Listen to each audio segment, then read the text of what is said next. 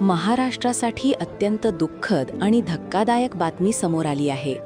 महाराष्ट्राचे उपमुख्यमंत्री अजित पवार यांचे बारामती विमानतळावर झालेल्या चार्टर विमान अपघातात निधन झाले आहे. ही माहिती नागरी विमान वाहतूक महासंचालनालयाच्या DGCAच्या प्राथमिक अहवालातून समोर आली आहे.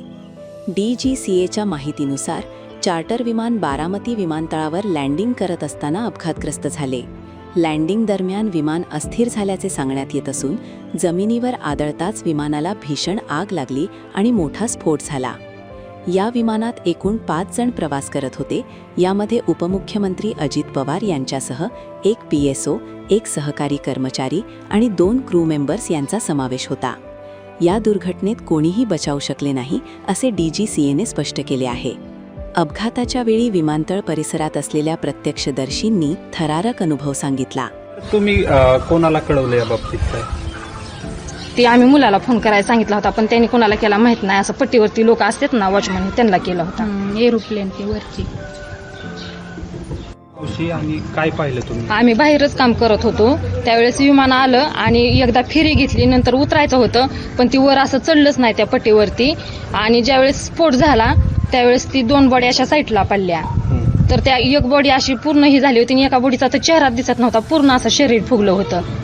तुम्ही हा अपघात पाहिला का डोळ्यांनी? हा, डोळ्यांनी पाहिला. आम्ही घराच्या पाठीमागच काम चाललं होतं आमचं. नेमकं काय घडलं त्यावेळी? त्यावेळेस विमान गावाकडूनच येत होतं, असं खूप अंतरावर खाली होतं, वरती नव्हतंच ती. त्यांनी उतरायचा प्रयत्न केला, पण ते दुसऱ्या फेरीला उतरायला गेल्यानंतर ती असं जागेवरच हे झालं, तिथं वरपट्टीवरती चढूच शकलं नाही. स्फोट खूप मोठा झाला का? खूप मोठा होता. नंतर काय परिस्थिती झाली स्फोटानंतर? स्फोट झाल्यानंतर आम्ही इथून पळालो, पाणी घेतलं, पण ती आमची सुद्धा शक्यता नव्हती ते असं हे करायची, पाणी वाटण्याची. आम्ही खूप घाबरलेलो. त्यावेळेस दोन्ही साईडला 2 बॉड्या पडल्या होत्या आणि ती पूर्ण एक बॉडी ना, चेहरा तर काही दिसत नव्हता, पण पूर्ण पांढरा शपथ माणूस आणि असं पूर्ण फुगलेली बॉडी होती.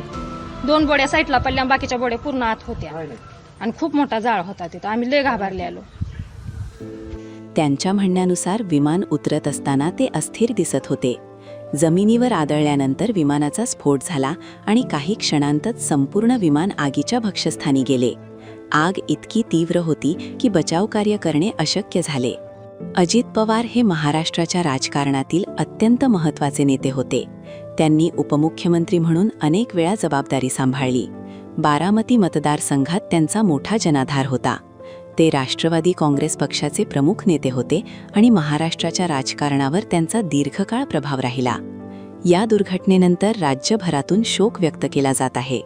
बारामती विमान अपघाताची चौकशी सुरू असून DGCA कडून पुढील तपशीलवार अहवालाची प्रतीक्षा आहे.